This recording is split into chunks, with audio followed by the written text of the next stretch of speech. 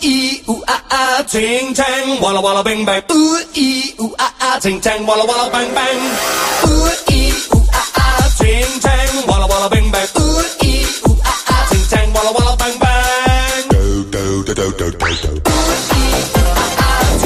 대한민국 시사 개봉수 시간입니다. 바른미래당 이준석 최고, 박주원 변호사, 개그맨 강성범 씨 나왔습니다. 어서 오십시오. 안녕하세요. 오늘 첫 번째로 다룰 이슈는 오늘 실검을 장악한 자유한국당 소속 법사위원장인 여상규 의원의 욕설 파문입니다. 어제 서울중앙지검 국감장에서 어떤 일이 벌어진 건지 일단 녹취를 먼저 들어보고 오시죠. 듣기 싫으면 귀마가요. 듣고 싶은 얘기만 들어요. 원래 듣고 싶은 얘기만 듣잖아. 하고 싶은 얘기만 하고 민주당은. 누가 당신한테 자격받았어? 위원장님. 웃기고 왔냐며 정말. 웃기고 왔냐며 정말. 위원장님.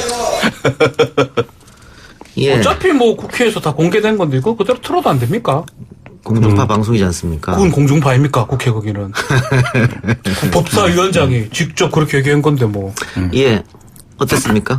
저는 이게 정말 좀 말도 안 되는 욕설이 저는 전 세계 어디서라도 이 욕설이 나온 적이 있나요? 국회에서? 예.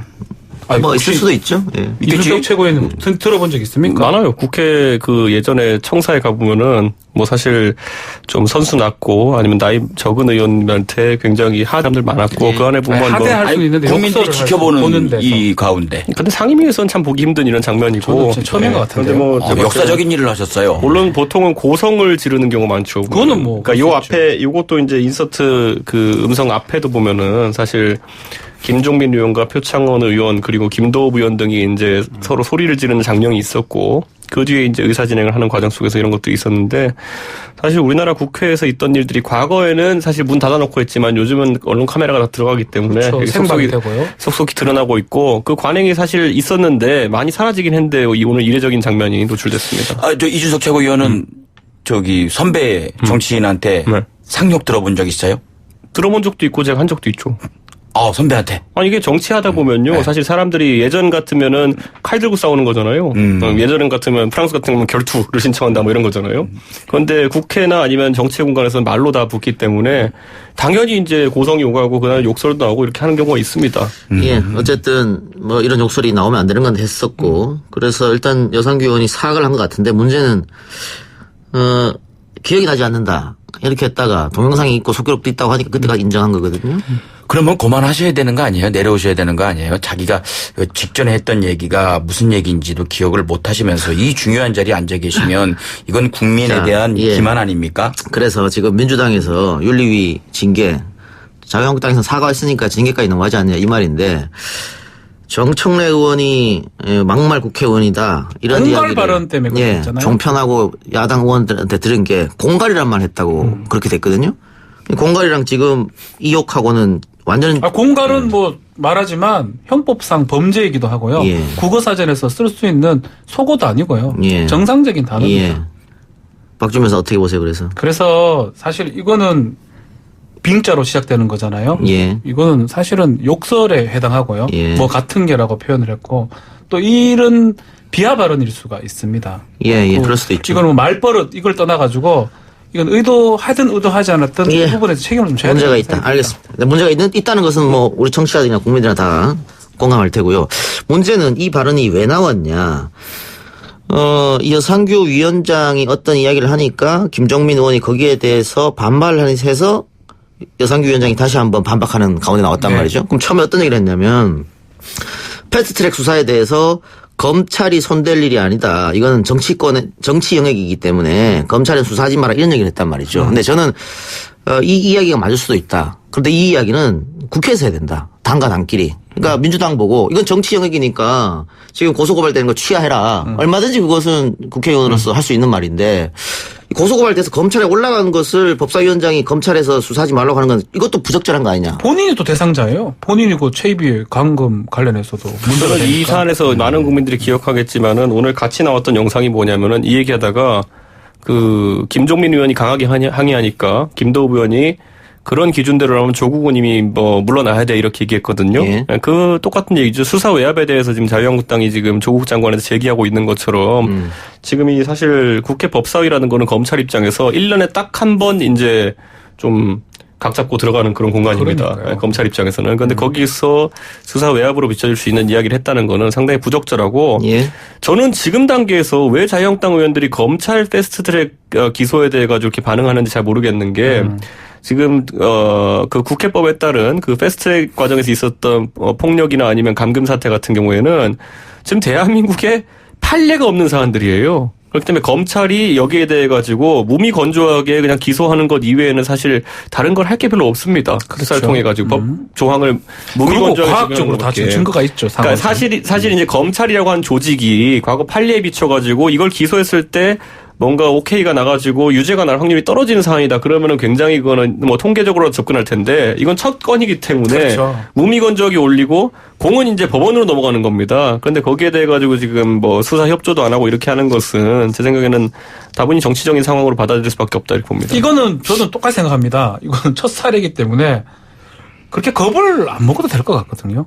이거는 민주당도 문제이기도 하고. 아니 국회 폭력 과거에 기동민 의원이 당직자 시절에 이것 때문에 처벌받은 적이 있는데. 아니 근데 그거는 이제 그 국회 선진화법 이후에 있는 의사 방해 조항이 예. 아니라 단순 폭력 같은 경우에 뭐 우리 예전에 보면 해머 들고 간 사람도 있고 예, 여러 가지 예. 있잖아요. 예. 그것들은 판례가 있어요. 근데 이번에 보면은 감금이라는 것이 사실상 감금죄 이외에도 예, 예. 의사진행 방해라는 측면에서 이제 다뤄지기 때문에 요게 이제 가중처벌되는 부분이 어떨 것이냐는 아무도 몰라요. 그러니까 어쨌든 간에 이건 한 명이 걸린 것도 아니고 수십 명의 의원이 걸려있기 때문에 사실은 크게 걱정할 필요는, 제가 제 생각인지 몰라도 저도 이준석 최고위원하고 동의하거든요. 이렇게 민감하게 반응할 필요는 없다. 그러니까 법원에 적용되는 사람도 굉장히 이건 부담 가지고 투쟁할 수밖에 없는 거예요. 이게 선례를 참 만드는 거라서. 국회의원 이래서 하려고 그러나 봐요.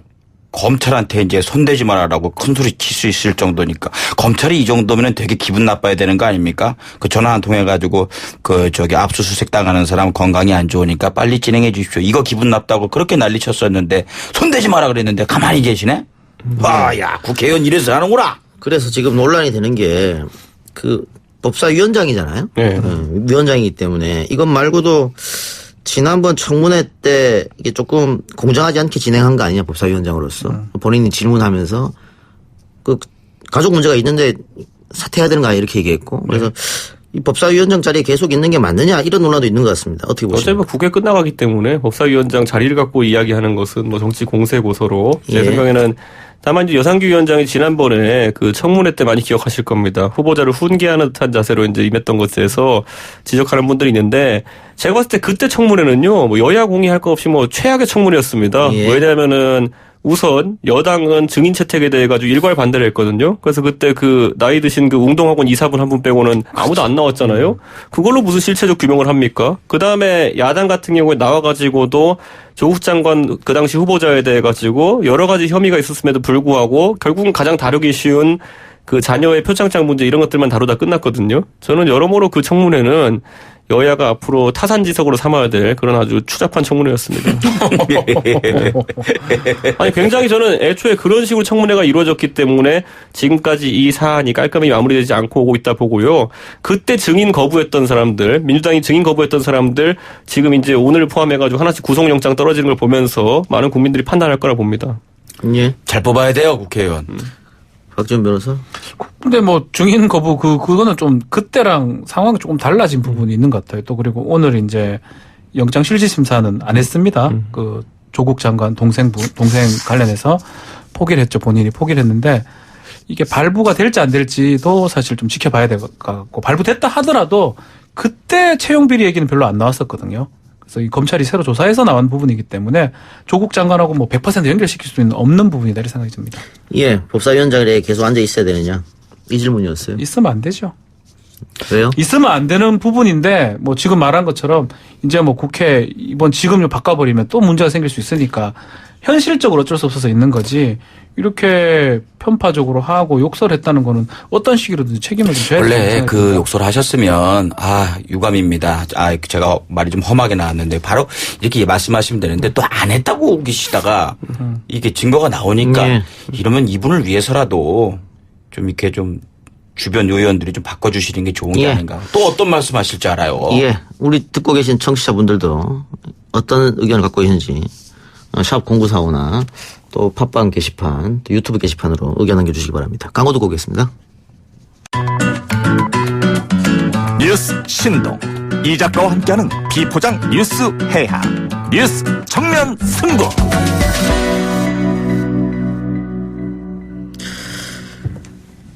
예, 이동의 뉴스 전면 4부 시사개보수 계속해서 이어가겠습니다. 내일 한글날인데요.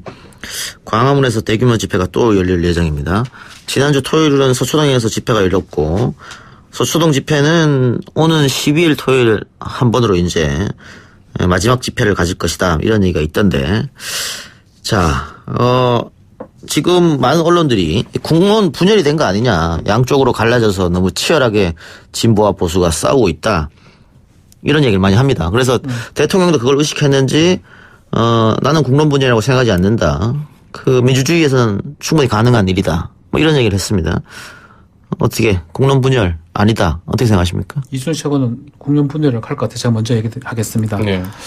저는 사실은 지금 자기 지지층, 진영의 지지층이 광장에 나온 것 같거든요. 예. 언제 계속 이랬던 것 같아요. 우리나라가 결국 광장에 나왔냐 안 나왔냐 이 차이지, 광장에 나와서 이렇게 두 가지 다른 어떤 진영이 다른 장소에서 엄청난 세를 가세하면서 했던 적이 없었기 때문에 지금 이런 얘기를 하는 거지, 뭐 신문 언론도 사실 진영이 있는 거고요. 예. 뭐 다 있었잖아요. 그래서 예. 저는 이게 색다른 건 아니다. 다만 이게 만약에 상시화돼가지고 1년씩 일하고 있으면 이제 문제가 될 수 있지만 아마 곧 끝날 것 같아요.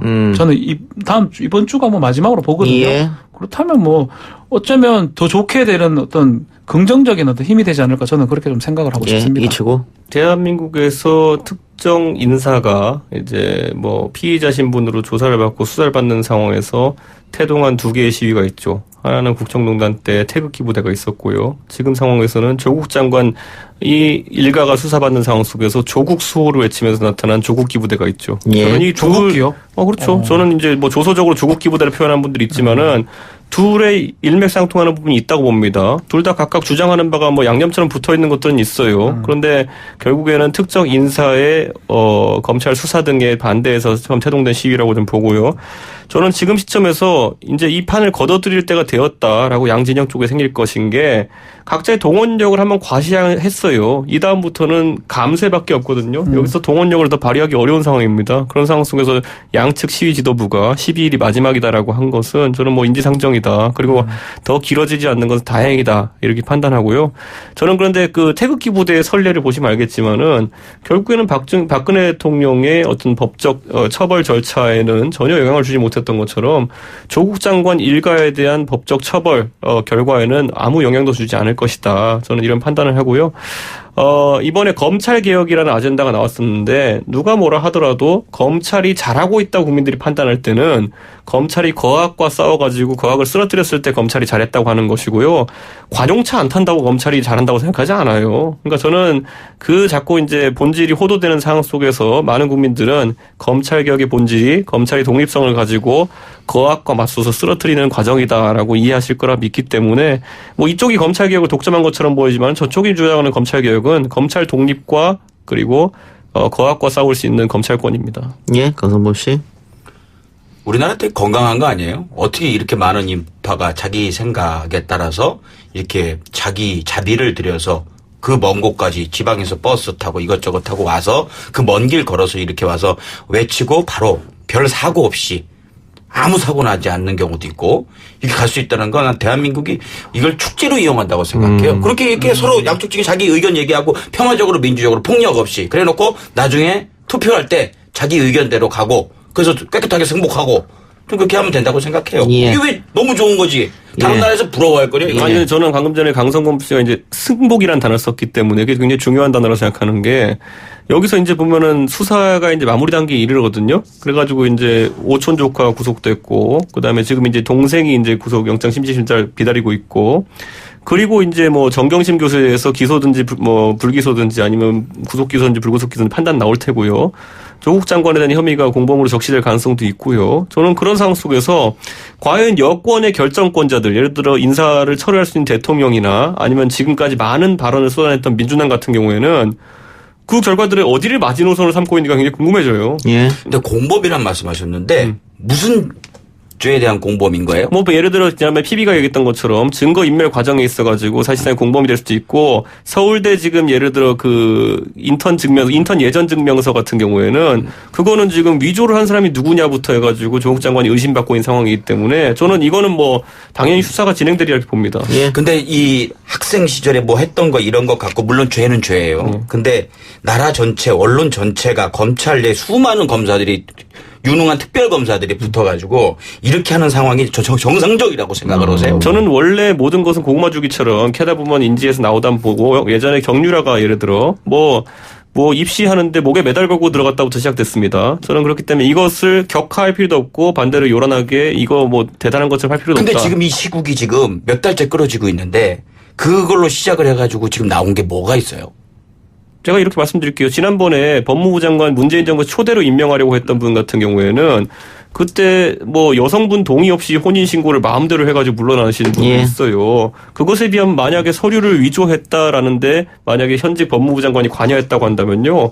이건 당연히 물러나야 될 사안이 된다 이렇게 봅니다. 제가 그 가정을 전제로 한 거잖아요. 뭐 관여했다는 게 아직 예. 안 나왔는데. 그러니까 수사하자는 거잖아요. 예. 공범 자꾸 얘기 나오면은 예. 일반 듣는 사람들은 아 정말 그 죄는 분명히 있는 건데 조국 장관이 알겠습니다. 관련 이렇게 생각할 수 있을 것 같아요. 현재까지는 도대체 포장장은 누가 한 겁니까? 예. 그러면? 아니 그 인턴 증명서는. 현재까지는 의혹이니까요. 아직 나온 건 없으니까 의혹 차원이니까 검찰이 조사를 해서 결론을 내겠죠. 근데 제가 국론 분열 이야기를 아까 처음에 질문을 드렸는데 야당에서는 국론 분열 프레임이 먹히면은 오히려 괜찮지 않느냐. 지금 박주민 여사 말대로 지지층이 결집하고 있는 상태잖아요. 그렇죠. 그런데 이 시간이 오래되면 오래 끌고 시끄러워지면 시끄러질수록 중도층은 이 책임, 시끄러진 책임이 어디에 있느냐. 정부 여당이 있을 것이다 당연하죠. 판단한다는 거예요. 그렇죠. 그래서 국론 분열이다.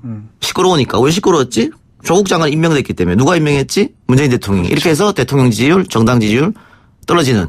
저는 이동엽 예. 씨랑 약간 분석이 다른 게 예. 저는 문재인 대통령께서 과거에 보면 우리 뭐 대통령의 아들들 수사받은 경우 많죠. 그리고 최순실도 예. 수사받았죠. 그런 사안에 있어서 만약에 대통령들 김대중 대통령께서 내 아들이 수사받으니까 참 아프다. 앞으로는 수사에 있어가지고 뭐 인권을 존중하고 이렇게 했으면 좋겠다. 이랬으면은 김대중 대통령도 그때 타격 입었을 거예요. 그런데 지금 상황에서는 문재인 대통령께서 임명한 인사이기 때문에 문제가 된다고 좀 전혀 보지 않습니다. 예. 원래 대통령도 인사를 할 때 실수를 할 수가 있고 그걸 철회할 수도 있어요. 실제로 박근혜 대통령도 이완구 총리 임명했었는데 불미스러운 일에 약간 연루가 됐는데 그러니까 이완구 총리가 스스로 빠져나왔잖아요. 그리고 본인은 3년 정도 이렇게 법적 다툼을 해가지고 완전 무죄를 인정받지 않았습니까? 뭐 그런 절차로 갈 수도 있는 건데 조국 장관 같은 경우에는 본인도 자리를 지키겠다는 의지가 굉장히 강했고 대통령께서도 그에 대해 가지고 사실상의 신뢰를 보내주시고 보증을 서주신 거예요. 그렇기 때문에 지금 대통령께서도 같이 책임질 일이 생긴 거지. 저는 대통령이 장관 한 명 잠못 임명할 수 있고. 아니 제 말은 그게 아니 그 말이 아니고요. 네.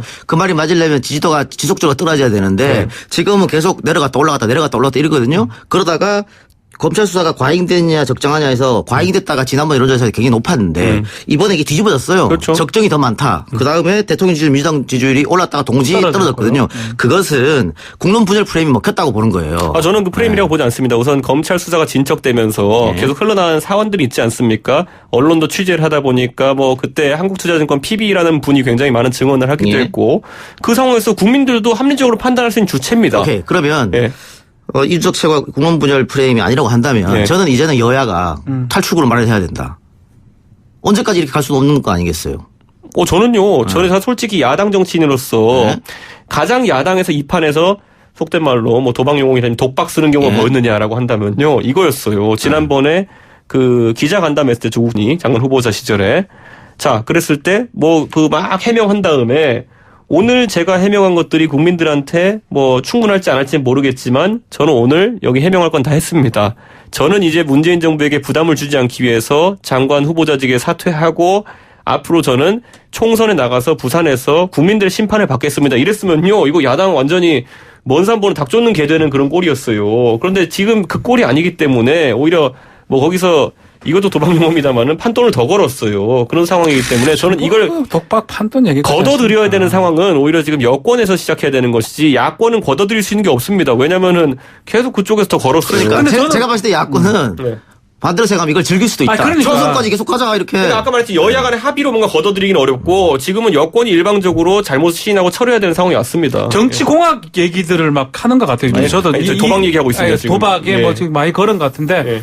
그렇게 생각하고 있었던 것도 아니고 뭐 진짜 검찰 개혁 아니면 자기 소임을 하기 위해서 했을 거다고 뭐 여당이나 조국 장관 얘기하는 거잖아요. 굳이 뭐 그런 얘기는 우리가 독박이나 이런 얘기는 할 필요는 없는 것 같고 다만 저는 이게 시간이 끌면 끌수록 여당은 불리하다. 그러니까요. 상당히 예. 불리해질 것 같고 야당 입장에서는 계속 집회하면 예. 훨씬 유리하죠.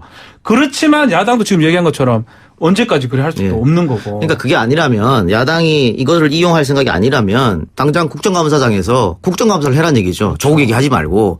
그런데 야당도 국정감사에서 계속 조국 얘기를 해야 우리한테 도움이 된다고 판단하고 얘기하는 거 아니겠어요? 그러니까 여당은 또 막아야지 이런 생각으로. 그래서 민생으로 돌아가는 게 낫지 않겠느냐 이 말을. 그래서 저는 이걸 투트랙 분리했어야 되는 것이 국정감사는 이제 상임위원회가 다 정해져 있지 않습니까? 근데 과거에 최순실 국정농단 사태 때 보면은 국정조사에 여야가 합의했어요. 예. 국정조사하면 국정조사 특위를 구성해가지고 각각 여야에 자신 있는 공격수들이 나옵니다. 그때 생각해보시면은 뭐 하태경 의원, 이혜원 의원, 장제원 의원, 그리고 저쪽에서는 이용주 의원, 김경진 의원 뭐 다 나오지 않았습니까? 그 안에서 국민들이 의구심을 해소할 만한 어떤 충분한 어떤 대화가 오갔어요, 그때는. 그랬던 것처럼 국감이 지금 만약에 원래 목적에 부합하게 하려면은 국정조사의 큰 틀에서 여당이 합의해주면 되는 겁니다. 국정조사에는 아니 권력형 비리도 아니, 아니고 이걸 어떻게 국정조사를 이렇게 너무 합니까? 크게 지금도 아닙니다. 이 같은 저는- 자리에서 너무 크게 보고 있다고요. 예. 지금 이준석 최고도 저는 아무것도 아닌 걸 하고 크게 만드는 게 검찰, 언론 오늘 내가 그러니까 얘기 지금 안 하려고 이렇게 말하는 했는데 게 아무것도 아닌 사안이라고 국민들이 판단했으면은 이것 때문에 대통령 지지율이 떨어지고 지금 상황에서 몇십만 명씩 모여서 서로 찬반 저쪽도 집회를 몇십만 원 모여 그러니까 있잖아요. 찬반 집회라는 상황이 나오지 않았을 게 결코 이것은 아무것도 아닌 상황이 아닙니다. 그러니까 생각하기 나름 같습니다. 저는. 국정농단이나 권력형 비리가 있으면 국정조사하는 게 당연히 당연한 국정조사하죠. 거죠. 그런데 지금처럼 아들 위조 성적표 위조하고 인턴 가고 안 가고 그럼 뭐가 중요합니까? 그럼 국정조사 다 해야지. 산적해야 아닙니다. 사모펀드 의혹과 관련해서도 충분히 짚어야 될 것이 그 사모펀드가 하려고 했던 사업들이 무엇입니까? 그때도 드러났지만은 서울시 공공 와이파이 사업이라든지 이런 것들 나중에 결국 못 땄다고 주장하지만은 그런 사업에 참여하는 PF를 했다는 거는 그러니까 저는 예, 정말 충분히 짚어볼 필요가 있는 아니, 사안이라고 무슨 말인지는 생각하죠. 아는데 예. 결국 이만큼 했는데 그렇게 나온 게 없어요. 그리고 권력형 비리가 되려면 재직 중에 뭐가 범죄가 되고 사모펀드 내용 한도 나온 게 없잖아요. 2017년에 민정수석 재직 중에 그래요. 운영됐던 그게 사모펀드입니다. 나오면 책임지면 돼요. 나오면 책임지고 그때 국정조사를 하든 뭐를 하면 되는데 아들 성적표 위조한 거 하고 기소까지 다 해놓고 이 난리를 칠 게 뭐가 아니, 있습니까? 그러니까 몇 달 찌르지 말고 검찰도 빨리 결과를 발표하고 있으면 있다 없으면 없다. 그러면 하면 예. 될 거 아니에요. 지금 계속 시간 끌면서 알겠습니다. 지금 그럼 강성범 씨가 얘기하는 거 많은 국민들도 동감하실 것 같은데 저 법조인 여기 네. 계시니까 지금 정경심 교수 세 번째 불렀습니다. 그렇죠.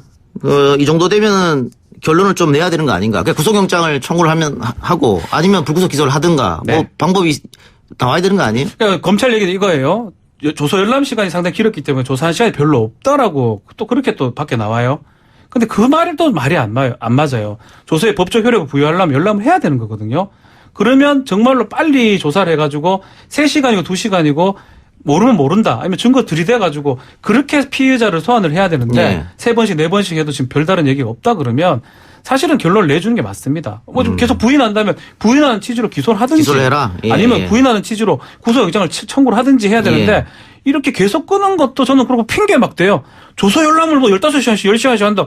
아, 그 법적으로 하도록 돼 있어요. 양승태 대법원장도 그렇게 예. 많이 했잖아요. 그러니까 제가 지적하는 게 이분들이 만약에 우리가 비견할 수 있는 게 있죠. 예를 들어 압수수색 같은 경우도 보통 가정집 압수수색 같은 경우에는 3-4시간이면 된다라고 하는 게 법조계 일반의 이야기인데 그거 왜 그때 11시간 했습니까? 그때 변호인의 배석하에서 하겠다고 주장했고 그다음에 우리는 밥 안 먹고 했단다 그랬더니만은 당신들이 안 먹으면 우리도 밥을 못 먹는다 그러면 같이 밥 먹자 그랬죠. 그 얘기를 해봅시다. 그러면 그러니까 얘기하는 게 자기 뭐냐면 상관인 장관 집에 압수수색하면서 그 정도 준비도 안 합니까? 그러니까 꼼꼼하게 다 예상한 걸 아니, 다 그러면- 해가 갔었어야죠. 그럼 밥을 가져가야 됩니까? 뭐 어떻게 예상을 합니까? 나오면 그거를? 한 명씩 번갈아서 먹으면 되죠. 아니 그 얘기를 그것도 알려줘야 아니, 됩니까? 맞잖아요. 조국 밖에 장관 나가서 먹고 오라고 한 명씩. 조국 장관 가족들이 당신들이 먹지 않으면 우리도 못 먹는가 하자고 했다고 그러니까 한 명씩 나가서 먹으라고 그게 먹는 게 그게 중요합니까? 안 먹으면 또 어때요? 아니 그러니까 오히려 이거는 사실 오히려 수사관들이 먹지 않겠다고 주장했어요. 그건 사실관계를 확인해 보시면 나와요. 아니, 네. 먹지 말든 거면서 조사를 하던가. 아니 근데 그러면. 당신들이 안 먹으면 우리도 안 먹겠다고 주장하는 상황에서 안 먹습니까 그러면은? 밥을 먹고 안 먹고 밥을 뭐가 중요해 그게. 아니, 수사관들은 전혀 중요한 게 아니었다니까요. 근데 아니, 저 이게 여러간 가족이 먹어야 된다고 얘기했대요. 밥 많이 먹어야 1시간이니까요. 네. 그거 빼도 10시간이잖아요. 아니 그거 외에도 제가 봤을 때는 증거물이라는 것들, 예를 들어 디지털 증거물 같은 경우에는 파일 하나 압수할 때마다 전부 다 동의를 얻어야 됩니다. 그런 것들 때문에 늦어진 것이지. 뭐 그거 뭐 남의 집 가가지고 11시간 동안 앉아 있고 싶은 사람 또 누가 있습니까 보면은. 예. 그러니까 그럴수록 현행 자기 직속 상관인 장관 가정집에 들어가 조사를 할 건데 수색 압수한다면 정말 꼼꼼하게 준비를 해서 갔어야죠. 뭐 전화했다고 그래서 외압이라고 얘기를 하는데 외압 받은 사람이 들어가가지고 바로 이르고 그거 갖고 발견해갖고 언론들한테 이거는 외압이다라고 크게 큰 소리 치고 말이죠. 그래놓고 외압을 받은 사람이 11시간씩 압수수색을 하고 이건 앞뒤가 좀 안 맞잖아요. 언론한테 외압이라 하는 게 아니죠 그거는. 네, 내부에서 검찰 내부에서 나와서 주광덕 의원이 그걸 전해 듣고 그 국회에서 공개한 것이죠. 그럼 더 나쁜 거죠. 그분은 어디서 그렇게 정보를 잘 받는 거요? 참 이래서 국회의원 하는 모양이에요. 아니죠. 저는 이렇게 얘기해요. 만약에 내부 고발자가 있다고 한다면요. 저는 내부 고발의 대상으로 야당 국회의원을 삼을 수 있도록 원래 되어 있습니다. 원래 그 아예요. 제가 이번에 뭐 다른 일 때문에 찾아봤었는데요. 그러니까 공익 제보를 할 때 공익 제보의 대상으로 삼을 수 있는 사람이 여러 기관도 있지만은 국회의원도 명시되어 있습니다. 그게 공익제보라고 생각하는 겁니까? 저는 거기에 따라서 수사 외압이라 느꼈고 본인이 신분을 노출시키지 않고 이것을 제보해야 된다 생각했으면은 충분히 국회의원을 대상으로 공익 제보할 수 있습니다. 그러니까 그게 공익 제보가 전 아니라고 생각합니다. 저는 검찰이 외압한 것에 대해서 지금 국민들이 많이 분노를 느끼고 있죠. 그 정도면 좀 충분하게 이거는 할 건이 됐다고 봅니다. 자, 의견 좀 달라 그랬는데요. 9702님, 조국 장관 문제로 민생 문제가 산적해 있습니다. 국회의원들은 본인들 할 일 하면서 장관 자격 문제 가타부터 했으면 합니다. 7312님, 오죽하면 저 엄자는 법사위원장 어르신이 그런 말까지 하겠습니까? 여당분들은 역지사지 마음으로 임해야 합니다. 3661님, 법사위원장이 고운 말은 못하고 자격 없습니다. 국민이 지켜보는 자리에서 국민을 무시하는 겁니다. 라는 의견 주셨습니다. 예, 다른 얘기 해봅시다. 안철수 전 대표 정계복귀 대신에 미국행을 선택했는데, 자, 이 책은 어떻게 생각해요? 이 총선 전에 이제는 안 오는 겁니까? 이렇게 되면? 못 오는 겁니까? 아예. 못 박은 것 같은데 어떻게 해요? 제가 안철수 대표의 행보를 분석하기에 가장 부적절한 인물일 것 같습니다. 그냥 본인 생각 말씀해 주시면 과거에 되죠. 은원 관계가 있었기 예. 때문에. 그런데 뭐 제가 봤을 때는 안철수 대표가 지금 뭐 타이밍을 좀 보는 것 같습니다. 그런데 타이밍이라는 것이 몇 번이 나올까? 그러니까 국민의당 출신 인사분들은 제가 당에서 만나보면요. 항상 과거의 기억에서 좀 성공적이었던 기억. 국민의당을 창당해가지고 의석수를 그래서 3, 40개 만들었던 기억에 많이 남아있는데 그때 그분들이 2016년 2월에 창당해서 4월 선거에서 그 성적을 이뤄냈어요. 예, 그렇기 때문에 그다지 조급함을 느끼지는 않는 것처럼 보인다. 그래서 저는 내년 2월을 앞두고 또다시 그런 타이밍을 만들려고 하는 움직임도 있다. 등판 시기를 조율하고 있는 것 같아요. 그래서 그렇죠. 그리고 등판 지금 시기는 상황은 언제인지 바른미래당에서 이제 많은 분들이 알다시피 손학규 대표와 지금 뭐 그 비당권파 간에 지금 갈등이 있는 상황이기 때문에 본인이 나중에 이제 약간 그 갈등이 완료된 이후에 그렇게 오고 싶어 하지. 총선을 패스할 가능성도 전 있지 않을까 생각도 듭니다. 저는 근데 총선 패스한다는 건 이렇게 말씀드릴게요. 지금 바른미래당 내 안철수계라고 불려지는 7명의 의원들 같은 경우에는 이번 총선을 만약에 안철수 대표가 개인적인 이유로 패스팅한다고 하면은 안철수 대표가 본인들을 버린 거라고 인지할 수도 있습니다. 잘 그랬죠. 그러니까 저는 그렇기 때문에 안철수 대표가 그래도 지난 총선에서 만들어 놓은 자산이라는 국민의당의 의원들을 버리는 모양새가 나오게 되면은 앞으로 정치 행보하는 데 있어가지고 세가 없이 정치해야 되는데 이거는 부담이 갈 겁니다. 이건 어떻습니까? 총선에서 야당이 만약에 패배하게 되면 그때 구세주로 저는 등장하겠다. 그게 제일 안철수 전 대표 입장에서는 가장 바람직한 모양새인데요. 그게 사실 결국은 대선을 꿈꾸니까. 네. 큰 텐트 안에 그 있는 꿈은요 예전에 대선 때도 한번 꿨었죠. 예? 왜냐하면 홍준표 대표가 나랑 단일화 해가지고 내가 단일 후보로 나선다라는 생각을 갖고 있었던 걸로 보입니다. 저는 예. 그런 것처럼 서울시장도 마찬가지입니다. 뭐 단일화를 할 것 같이 하면서 안 할 것 같지만 상대편은 사퇴하라는 말만 계속합니다. 그러니까 저는 이런 것들이 다 뭐냐면요 결국에는 본인이 그런 상태에서 가장 당선되기 쉽죠. 대선이든지 아니면 서울시장이든지 보수 후보가 접어주는 상황 속에서. 그런데 그런 상황은 오지 않는다. 예, 알겠습니다. 오늘 세 분 말씀 감사합니다. 여기까지 듣겠습니다. 수고하셨습니다. 네, 감사합니다. 고맙습니다.